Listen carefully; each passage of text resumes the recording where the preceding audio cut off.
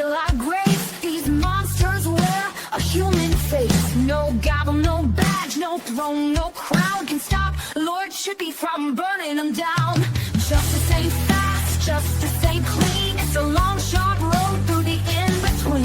So raise your fists and light your flames. Chippy's coming and he don't play games.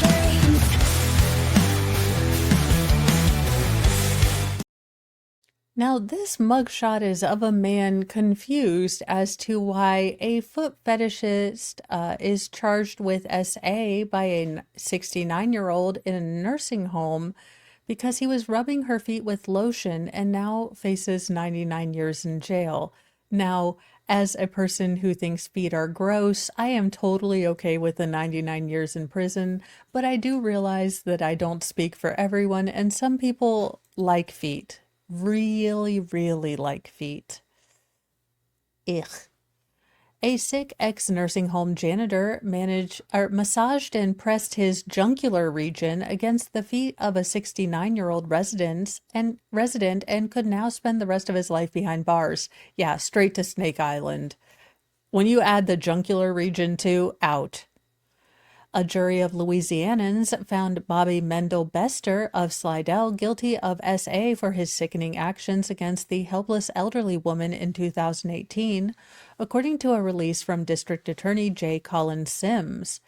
Now, Bester, 47, entered the room of the unidentified victim who was laying down on her bed when the creep, there to perform janitorial duties, made a comment about one of her socks having fallen off, the testimony in the trial revealed. The pervert then closed the door, shut the blinds, and began massaging the woman's foot with lotion while asking if she was ticklish. He tickled her feet, then pressed him against his jungular region during the foot groping, according to prosecutors. Now, when steps were heard outside the door during the nauseating massage, Bester would stop and wait for the coast to be clear before continuing his twisted foot touching. Oh. Ugh. It took police 6 years to arrest the creepy foot tickler. Ugh. Finally putting cuffs on his feet fixated hands in February 2024. Now, he acknowledged having a foot fetish but denied the accusations against him, though a jury disagreed. Now, another woman, a local real estate agent, testified that Bester had called her office under the guise of buying a property, but instead asked her out on a date in 2007. Now, after being rejected, he repeatedly called her and left lurid and disturbing voicemails. Can I, divinal style touch myself on your feet? I know you have sexy feet. Could I just suck on them or something? He said in a recording. Now, the woman recorded Bester to the police, according to a release. He faces between 25 and 99 years in prison. I'm okay with this. I know, Boosh. It's like we no longer get reliable service. What is wrong with people? I don't get it. How can you run into someone and then, just nothing happened? As if nothing happened, a woman backed into a nursing home coworker in the parking lot, then went to work and told everyone that the woman had fallen. Jim, yeah, well, that's the other thing. The amount of time is ridiculous. It's kind of absurd on many, many levels. This is another one from Louisiana. Louisiana, blink if you need help. A Louisiana woman who allegedly backed over her coworker at a nursing home and then went to work as if nothing happened now faces felony charges. And we're back in Slidell. The Slidell Police Department said in a Facebook post that a 67-year-old Lynn Sellers was behind bars after she was caught on camera allegedly backing her SUV over an unnamed coworker. Police say that Seller later returned to the scene to retrieve a piece of her vehicle's bumper as the alleged victim just laid on the ground suffering from critical injuries. Sellers then allegedly went to work as if nothing had happened.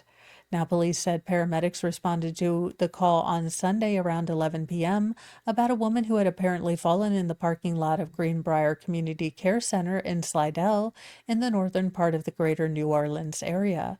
Now, the woman was quickly transported to a hospital where medical staff determined that her injuries would not have been caused by a fall. They concluded that the woman's injuries were consistent with being struck by a vehicle, and they called the police. The police then showed up to the nursing home during the early morning hours on Monday and were shown surveillance video by the nursing home staff. Now, the video showed the SUV violently and recklessly backing into the alleged victim. So it's almost like the Karen Reed case, except with evidence and video recording. It's going to be a strange new world with evidence in these cases. The video. And later in the video, a woman who is identified as seller eventually got out of the SUV, picked up a broken car part, and then went to work as if nothing had happened, not even looking in on her coworker who she had just hit. Now, according to police, when Sellers got to work, she allegedly told her coworkers that a woman had just fallen in the parking lot. Nursing home employees went out to get her help, not knowing how she had, allegedly fallen. Once it was determined that Sellers hit the woman in the parking lot, she was arrested and questioned by police. When asked for an explanation for her actions, Sellers reportedly shrugged her shoulders and provided no real explanation. So it looks like she has been charged with reckless operation of a motor vehicle, hit and run, driving, causing serious bodily injury, negligent injury, and obstruction of justice by tampering with evidence. Now, police don't believe that she intentionally was trying to hit this person, but that by her reckless and careless actions, she did. So just all in all, like, reckless behavior and not caring about people around you is ridiculous. Speaking of not caring, an incubator decided to leave her children while she went to the vape shop. By the powers vested in me by the Council of Women who have had way too many daggone children, we would like to finally kick you out of the Mother Club. You are now just an incubator. Congratulations. You work for the job you want, and that's not mom behavior, so excommunicated. A mom is posing her cheeky little behind in a mugshot after leaving her kids aged 2 and 4 alone in an apartment so she could go smoke. Well, keep smiling, sister, because I don't think Gen Pop's going to be super happy with that. A Kentucky woman is facing charges after she allegedly left her children, 2 and 4, so she could go smoke the devil's lettuce. Morgan Chapman, 23, stands accused of 2 counts of endangering the welfare of a child, according to a complaint obtained by Lawn Crime. Pikeville police responded around 9 p.m. to a domestic dispute call at an apartment on Northgate Drive. Now, police went to the apartment and found 2 very young children opening the door per the complaint. Now, the officers conducted a protective sweep of the apartment and realized that the 2 young children were home alone. Cops spoke to the neighbors who said that they don't know where the mother was. The woman who lives across the hall said that Chapman asked her to watch the children around 5 p.m., roughly 5 hours earlier, so that she could go smoke and didn't want the kids around. Now, go smoke is a common street term for smoking the marijuana. Police investigated, and she showed up. Investigating officers noted that he could smell both alcohol and, the ganja on her. She also had bloodshot eyes and slurred speech. Now, she allegedly claimed that she was only downstairs at a neighbor's house for a couple of minutes. Sure, Jan. Police arrested her and took her to the Pike County Detention Center, where she has since bonded out. Now, the children were taken to the police station, and the Division of Protection and Permanency was noticed. So I'm guessing that's like their Children's and Family Services. And hopefully there are family members that can provide a stable and loving environment while this mom firmly grasps her shoulders and pulls her head out of her colon area. Oh, in what I can't, I cannot even wrap my head around the evil in this. Some of these cases I try to pick out are funny ones, and then some are just pure evil, naming and shaming monsters. Now, this is just a heartbreaking and monstrous case. Cool, how deep. An uncle admits that he helped take the lives and bury his sister's children in the backyard with assistance from other relatives, allegedly including the kid's father and grandma. There sometimes evil never needs a reason, but God Almighty, you wish you had one because none of this crap makes sense. Not one word that I just read should be a word that should go together and string a sentence that describes this kind of evil.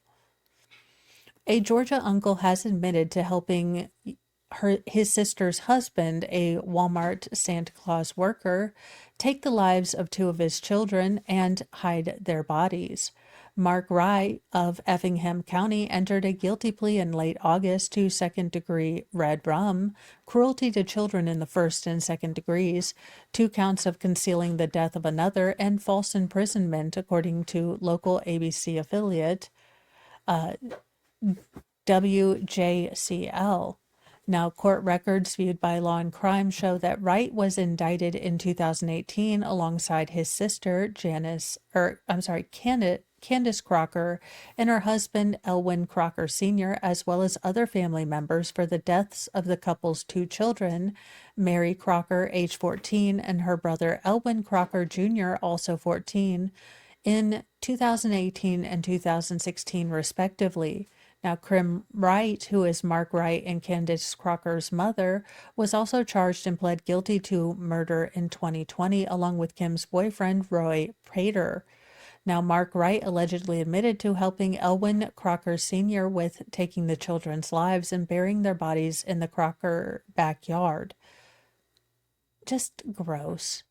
Text messages allegedly reveal how the disturbing double red rum case unfolded with Crocker Sr., who went through pretrial hearings last month and is faced with the possibility of a death penalty. Let me write this one down. This is a case I would like to follow. I'm not particularly drawn to children cases, but this one seems like one that we need hellfire and bitch fire and hate fire all curled in together to make this one bearable.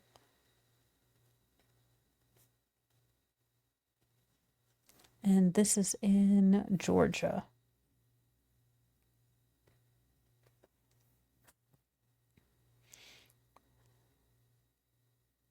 Okay, in one text, Crocker Sr. allegedly told his mother-in-law, Krim Wright, almost done burying Mary's.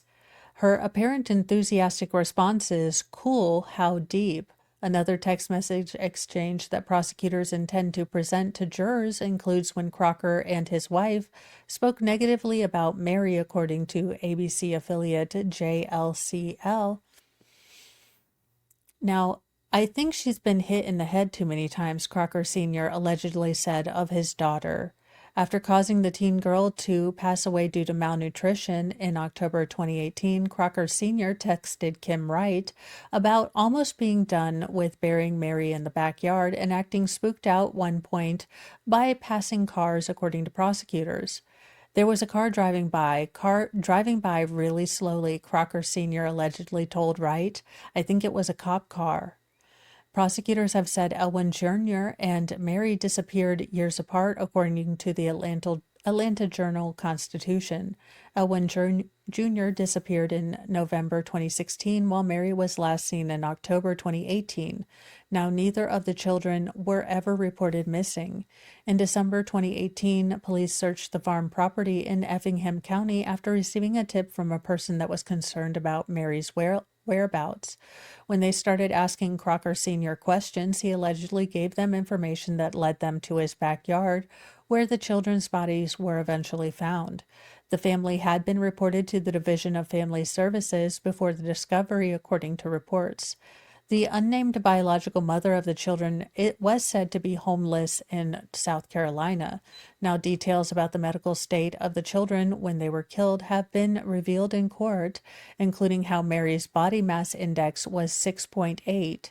So typically you want to, for most children, you want to see growth on their growth chart, but a body mass index of 8 is emaciated. It's just not even right. It's drastically underweight. According to a forensic pathologist who took the stand in May, her body length was under the second percentile, said Dr. Edmund Donahue, a former medical examiner for the Georgia Bureau of Investigation. Her actual weight was below the first percentile, he said. I've never seen such a low number. Donahue testified that Mary appeared to have been starved to death, while Elwin Jr.'s cause of death could not be determined as his remains were only bones.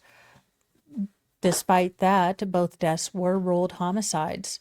Wright will be sentenced in October and faces up to 80 years in prison.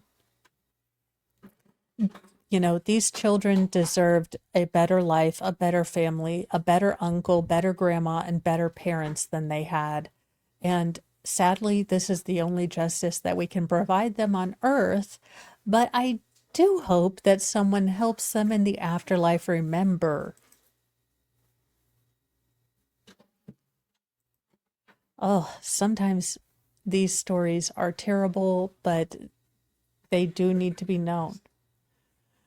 They do need to be talked about, sadly.